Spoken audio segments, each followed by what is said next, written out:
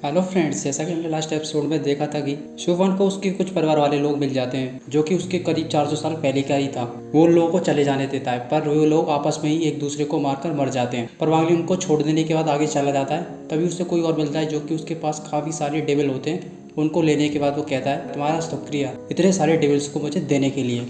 अब आगे इस एपिसोड की शुरुआत में हम देखते हैं कि एक यंग मास्टर वहाँ से निकल के जा रहा होता है। तभी पास के कुछ बग्गियाँ रुक जाती है, वो उनको रोकवा लेता है और उनसे कुछ रास्ता पूछने लगता है। वो लोग उसको बता रहे होते हैं, आप इधर से होके मत जाना, इधर से अगर आप होके जाएंगे तो आपको काफ़ी ज़्यादा दिक्कत हो सकती है। ये जगह जो कि ब्लैक एम्बेसी है, जो काफ़ी ज़्यादा शापित है, आप यहाँ से मत निकलना। उस पर वो उसकी बात भी नहीं सुनता और सीधे वहाँ से निकल जाता है और कह रहा होता है, मुझे यंग मास्टर को यहाँ पर कौन रोक सकता है, मुझे कोई रोक सकता है यहाँ पर। इतना कहते हुए उस जगह से निकलते हुए जा रहा होता है। तभी अचानक से उस ब्लैक एम्बेसी में से कुछ काला धुआं उठता है और उसको घेर लेता है। उसको घेर लेने के बाद वो कह रहा होता है कि ये सब क्या है। इसके बाद वो कुछ एक गोली को खाता है और उसके धुएं को अलग करने के बाद फिर दोबारा से वहाँ से भागने लगता है। पर उस ब्लैक एम्बेसी में से काफ़ी सारा धुआं और एक साथ आ जाता है जो कि उसको पूरा जगड़ते हुए जमीन के नीचे ले जाता है और इसी के साथ ही वो खत्म हो जाता है। और उसकी कोर फॉर्मेशन जो बचती है उसको एक वैन नीचे की तरफ ले जाती है और अब काफ़ी ज़्यादा नीचे जाते हुए देखते हैं कि वहाँ पर एक ताबूत होता है जिसके पास वो गोली पहुँच जाती है। उसके भीतर से एक हाथ निकलता है और उसको तुरंत ही अपने अंदर ले लेता है और दोबारा से वो ताबूत बंद हो जाता है। तभी हम कुछ देर बाद देखते हैं कि उस ब्लैक एम्बेसी के ऊपर से होकर वांगलिन गुजर रहा होता है। वो काफ़ी स्पीड में उधर से होते हुए जा रहा होता है और सोच रहा होता है, अच्छा तो ये है फर्स्ट टेरिटरी, क्योंकि उसको सेक्शन के मास्टर ने बताया था कि उस फर्स्ट टेरिटरी को कोई भी इसलिए नहीं रक्षा करता क्योंकि उसकी रक्षा करने वाला पिछले 400 सालों से एक आदमी है जो कि उस जगह पर कल्टीवेट कर रहा है। उसको किसी भी वाइन्स की जरूरत नहीं है और वहाँ से जो भी लोग निकल के जाते हैं उन लोगों की सामत आ जाती है। आप तो काफ़ी सालों से यहाँ पर है नहीं तो आपको कुछ भी पता नहीं होगा। वांगलिन फिर वहाँ पर खड़ा हो जाता है और नीचे की तरफ देखने लगता है। तभी अचानक से हम नीचे देखते हैं कि काफ़ी सारा ब्लैक लिक्विड नीचे की तरफ घूमने लगता है और अच्छा तो मेरे बारे में सब जगह पर तुम पूछते फिर रहे हो। वांगलिन इसी के साथ ही अपनी एक्सट्रीम कॉन्शियस की थंडर को तुरंत ही नीचे की तरफ फेंकने लगता है। उसकी रेड थंडर बहुत कुछ ज़्यादा ही हो जाती है। उसको देखते हुए कुछ लोग डर रहे होते हैं। इधर वो डेविल शाह वो कह रहा होता है, मास्टर तो बहुत ही ज़्यादा 30 मार खाएं, अगर आप ऐसे ही करते रहेंगे तो एक मूव में उसको मार देंगे, इस बात की मैं गारंटी देता हूँ। वांगलिन की रेड थंडर नीचे की तरफ जा रही होती है। तभी अचानक से नीचे से उस ब्लैक लिक्विड में से एक हैंड निकलता है जो कि ब्लू थंडर्स को ऊपर की तरफ भेजता है और वो दोनों हमले आपस में टकराकर एकदम फूट जाते हैं। इसी के साथ ही उस ब्लैक लिक्विड में से एक लास्ट जैसा आदमी निकलता है जिसके धड़ पर कोई भी सर नहीं होता है। फिर धीरे धीरे करके उसका सर भी आ जाता है और कहने लगता है, इतने सारे साल हो गए और एक नाथू सोलकर आदमी मेरे से अपना हाथ उठवाना चाहता है। इसी के साथ ही वो तुरंत उसके पास पहुंच जाता है और उसकी एक जोरदार लात मारता है। वांगलिन उसके हमले को अपने हाथ से रोक देता है पर वो उसके कुछ हमलों को ही रोक पाता है, पर वो उसकी एक जोरदार घूंसा उसके पेट पे मारता है जिससे वांगलिन पीछे हो जाता है। फिर वो तुरंत ही कुछ एक फॉर्मेशन को खोल लेता है। वांगलिन उसकी स्पीड को देखकर चौंक चुका होता है और कह रहा होता है ये काफ़ी ज़्यादा तेज है, पर वो अपने फॉर्मेशन से लगातार उसके ऊपर हमले कर रहा होता है। पर लेकिन उसके उस फॉर्मेशन से उस पर कोई भी फर्क नहीं पड़ रहा होता है और वो लगातार उस पर हमले किए जा रहा होता है। तभी वो अपने पास से उस झंडे को निकाल लेता है। झंडे को निकालने के बाद सीधे ही उसके पास 3 ड्रैगन्स आते हैं और उनकी पूरी छवि जाकर सीधे उस आदमी के ऊपर हमला कर देती है। उसके ऊपर हमला कर देने के बाद वांगलिन बड़े आराम से पीछे खड़ा हुआ होता है और उसको देख रहा होता है। वो देखता है उसके शरीर पर कुछ दाग पड़ चुके होते हैं। वो सोचने लगता है, अच्छा तो तुम्हें इससे थोड़ा सा तो फर्क पड़ रहा है, पर उस आदमी को कोई भी फर्क नहीं पड़ता। उसके भाव तुरंत भाग जाते हैं और वो उसकी तरफ आने लगता है। वो जैसे ही उसकी तरफ आ रहा होता है और वो दोबारा से उसी एनर्जी से उसके ऊपर हमले करने लगता है, पर उसकी उस एनर्जी से उसे बिल्कुल भी कुछ नहीं हो रहा होता है और वो कह रहा होता है, तुम्हारे ये हमले कुछ ज़्यादा ही वीक हैं। पर इधर वांगलिन उसके इस एटीट्यूड को देखकर कह रहा होता है, फटने की कगार पर तो आ चुका है, पर देखो कैसे जलवे झाड़ रहा है। इसी के साथ ही उसकी जितनी भी तलवार थी उन सभी को एक साथ वो जोड़ लेता है और सीधे ही काफ़ी बड़ी एक चौड़ी तलवार बन जाती है और वो सीधे उसके ऊपर छोड़ देता है। जैसे ही वो तलवार उससे टकराती है उसका शरीर पूरी तरह से गायब हो जाता है और वो कहीं भी नहीं होता।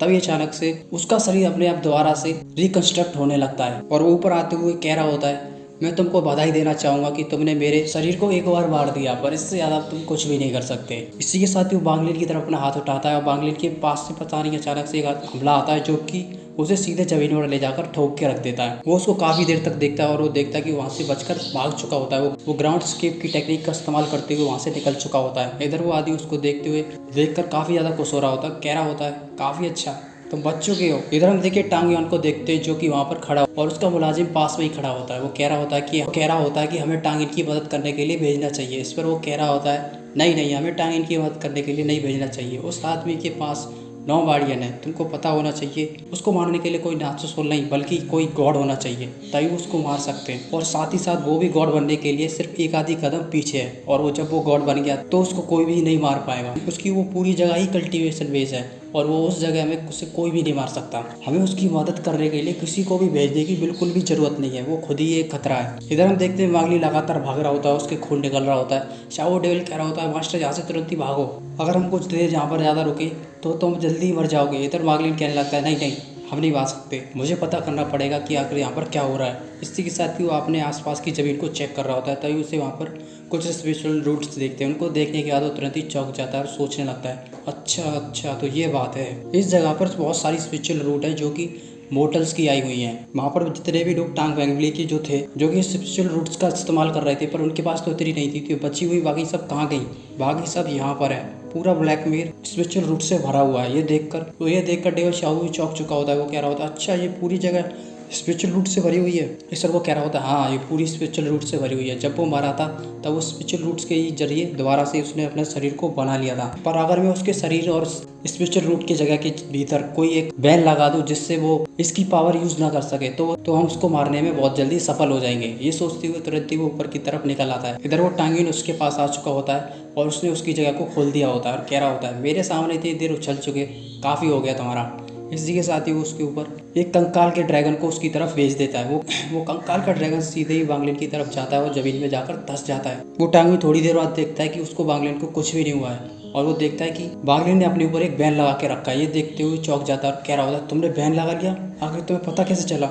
इधर वांगलिन उससे कह रहा होता है पता छोड़ो, अब मैं तुमको लापता करूंगा। धीरे धीरे ऊपर करके आने के बाद वांगलिन तुरंत एक आइस पावर की इस्तेमाल करता है जिससे कि पूरी जगह वो जम जाती है। वो जगह जम जाने के बाद इधर वो टांगे स्पिरिचुअल रूट्स की अपनी उन स्पिरिचुअल रूट्स को अपने कंट्रोल में करने की कोशिश कर रहा होता है। वो देखता है कि उसकी स्पिरिचुअल रूट बिल्कुल भी नहीं हिल रही होती हैं। ये देखते हुए उसको काफ़ी ज़्यादा गुस्सा आने लगता है और वो कह रहा होता है लड़के तुम बचोगे नहीं, तुम इतनी सारी स्पिरिचुअल रूट को एक साथ रोकने की कोशिश कर रहे हो, क्या तुम इनको रोक पाओगे? कितनी देर रोक सकते हो तुम इनको? इस पर वांगलिन उससे कह रहा होता है मुझे ज़्यादा देर रोकने की जरूरत भी नहीं है, मुझे तो बस थोड़ा सा काम करना है और तुम्हारा काम खत्म। इसी के साथ ही वो अपने पास अचानक से एक आइस ड्रैगन को बुलाता है और सीधे ही उसकी तरफ हमला कर देता है। वो आइस ड्रैगन चाहते ही तुरंत ही उसको अपने घेरे में ले लेता है और उसके ऊपर से कई सारी तलवार निकलती है जो कि उसके ऊपर हमला करने के लिए जाने लगती हैं। उन सभी तलवारों से बचने के लिए वो सुल्तानी एक स्पेशल लॉक लगाता है, पर वो तलवारें उसके भीतर घुस चुकी होती है। तभी वांगलिन एक और टेक्निक का इस्तेमाल करते हुए उसी बैरल लैंड से अचानक से एक पर्वत निकालता है जिससे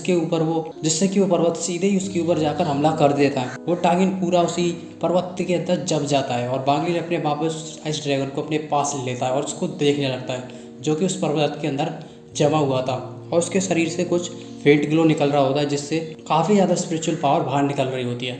वांगलिन उसको लगातार देख रहा होता है। तभी अचानक से उस टांगिन के शरीर से एकदम ही अचानक स्पिरिचुअल ऑरा बाहर निकलती है। उसको उस फोर्स के प्रभाव से वांगलिन भी पीछे हो जाता है और सोच रहा होता है ये इतना खर्रा प्रभाव कहाँ से आया। इधर हम देखते हैं कि वो पर्वत धीरे धीरे करके चिटकने लगता है और उस टांगिन की बॉडी धीरे धीरे करके चमक रही होती है और सीधे ही उस पर्वत को तोड़ के रख देता है और वो काफ़ी ज़्यादा दांत फाड़ रहा होता है और बाहर की तरफ निकल जाने के बाद कहने लगता है लड़के कई साल हो चुके हैं, मैंने आज तक इतनी अच्छी लड़ाई नहीं लड़ी और ये हमला भी मैंने कई सालों से इस्तेमाल नहीं किया, तुम पर पहली बार इस्तेमाल करने वाला हूँ लड़के, थोड़ा बच के रहना। इसी के साथ ही वो वांगलिन की तरफ हमला करने के लिए जाने लगता है। वांगलिन उसको अपनी तरफ आता देखकर उसके ऊपर काफ़ी सारे हमले करता है, पर वो उसके हमलों को डॉज करते हुए सीधे ही वांगलिन की तरफ आ जाता है। वांगलिन अपने पास से तुरंत ही एक सुरक्षा कवच सा बना लेता है और उसके हमले को रोकने की कोशिश कर रहा होता है, पर उसका सुरक्षा कवच धीरे धीरे करके चिटकने लगता है। वांगलिन उसकी पावर को देखकर सोच रहा होता है ऐसा लग रहा है ये पावर मैंने कहीं पहले देखी हुई है। वो टांगिन अपने ब्रूट फोर्स से उसके सुरक्षा कवच को तोड़कर रख देता है और वांगलिन पीछे की तरफ हो जाता है और इसी के साथ वांगलिन कई सारे सुरक्षा कवच बनाता है जिससे कि वो उसके हमलों को सह पाए। वो उसके हमले लगातार उसके ऊपर करता रहता है जो कि उसके सुरक्षा कवच को तोड़ते रहते हैं। वांगलिन इधर भाग रहा होता है और सीधे ही अपने उसके ऊपर कई सारी चैनों को भेज देता है जिससे कि वो चैनें उसको पकड़ लेती हैं। उन टेक्निकों को देखते हुए वो कह रहा होता है ये सब तो छोटी मोटी टेक्निक हैं, इनसे क्या तुम मुझे रोक सकते हो? इसके बाद वांगलिन तुरंत ही अपने पास से एक ट्रीजर मिरर को निकालता है और उससे उसके पूरे शरीर को चेक करने लगता है। उसके पूरे शरीर को चेक करने के बाद उसे उसके शरीर में एक गॉड ब्लड की बूंद मिलती है। वो देखते हुए एकदम ही चौंक जाता है। वो कह रहा होता है ये तो सॉलिटरी गॉड है, इसके पास ये बूंद कहाँ से आई? और इधर टांगिन को भी पता चल चुका होता है कि वांगलिन को पता चल गया है कि उसके पास क्या है। इस पर वो कहने लगता है लड़के मैं आज तुमको दिखाऊंगा कि आखिर ये ट्रीजर क्या कर सकता है, इससे मैं तुम्हें दिखाऊंगा कि तुम्हें मौत का खेल कैसे खेलते हैं। इसी के साथ ही वो वांगलिन की तरफ हमला करने के लिए जा ही रहा होता है। तभी वांगलिन कहने लगता है अच्छा तुम मुझे दिखाओगे। इसी के साथ ही वांगलिन एकदम अचानक से उसके ऊपर हमला करता है। वो हमला सीधे ही उसकी छाती को चीर कर रख देता है। वो अपनी छाती की तरफ देखता है कि उसके अंदर गॉड ब्लड की बूंद आराम से दिख रही होती है। वांग ली तुरंत ही वहाँ से छलांग मारती हुई तुरंत ही उसकी तरफ आ जाता है। वो उसको रोकने की कोशिश करता है पर वो उसे नहीं रोक पाता। वांग ली तुरंत ही उसके पास पहुंच जाता है और अपने हाथ को सीधे उसकी छाती में घुसा देता है और उस भूत को पकड़ लेता है। वो काफ़ी ज़्यादा छटपटाता है और कह रहा होता है लड़के छोड़ो, लड़के छोड़ो। पर वांग ली उसकी भूत को बिल्कुल भी नहीं छोड़ता और उससे कह रहा होता है आज मैं तुमको दिखाऊंगा कि असली गॉड की पावर क्या होती है। इसी के साथ ही उस भूत को उसके शरीर से बाहर निकाल देता है। पर टांग यून भी हार नहीं मानता। अचानक से आसमान में से एक हमला उस वांगली की तरफ आने लगता है। वांगली उस गॉड ब्लड भूत को तुरंत ही अपने शरीर के अंदर ले जाता है और कह रहा होता है तुमको उसका जलवा भी मैं अभी दिखाता हूँ। इसी के साथ ही वांगली उस गॉड ब्लड की भूत की शक्ति का इस्तेमाल करने लगता है। उसके पीछे अचानक से काफी बड़ी छवि आ जाती है जो कि सीधे एक कुल्हाड़ी लेकर सीधे खड़ी हो जाती है और अंदर टांगिन का हमला लगातार उसकी तरफ आ रहा होता है। वांगली तुरंत कह रहा होता है जाओ खत्म कर दो उसे। इसी के साथ ही उसकी पीछे वाली छवि अपने कुल्हाड़ी को काफ़ी स्पीड से ऊपर की तरफ चलाती है। उसकी कुल्हाड़ी उसके आरे हमले को एकदम ही चूर चार करके रख देती है और साथ में ही उस टांगिन को भी चिटका कर रख देती है। टांगिन भी धीरे धीरे करके चिटकने लगता है और वो कह रहा होता है नहीं ऐसा नहीं हो सकता, ऐसा नहीं हो सकता। इसी के साथ ही वो जमीन पर गिर जाता है। उसके जमीन पर गिरते ही उसका शरीर पूरी तरह से गायब हो जाता है और उसकी सिर्फ सोल ही रह जाती है और आसपास की सारी स्पिरिचुअल रूट बांगली तुरंत ही उसकी सोल बॉडी को अपनी तरफ खींच लेता है और अपने पास रख लेता है। इधर बांगली की पूरी लड़ाई एक टावर मास्टर देख रहा होता है और उसकी लड़ाई को देखते हुए काफ़ी खुश होता है और कह रहा होता है बहुत अच्छे, बहुत अच्छे।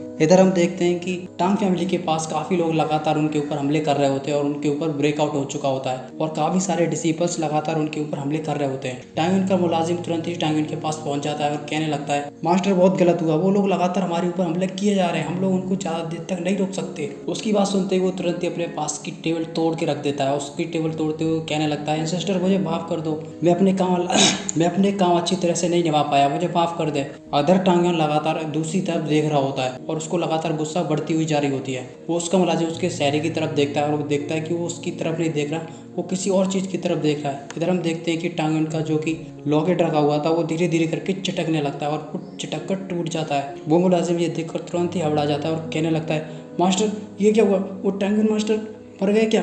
इधर टांगिन का गुस्सा लगातार बढ़ते हुए जा रहा होता है। वो धीरे धीरे करके फिर अपने गुस्से को शांत कर लेता है। अपने गुस्से को शांत करने के बाद वो कहने लगता है जाओ टांग फैमिली के जितने भी लोग हैं सभी लोगों को बाहर निकाल दो और उस और टांग फैमिली की जितनी भी सेना है बाहर निकालो। आज हम देखते हैं आखिर हमसे कौन बचेगा। आज टांग सिटी पर टांग फैमिली का राज होकर ही रहेगा और लोगों से कहो कि टांग फैमिली के फॉर्मेशंस को ऑन कर रख दें। मैं भी देखना चाहता हूँ कि आखिर क्या होगा। और साथ ही में वो गुस्से में वांग लील का नाम भी ले रहा होता है।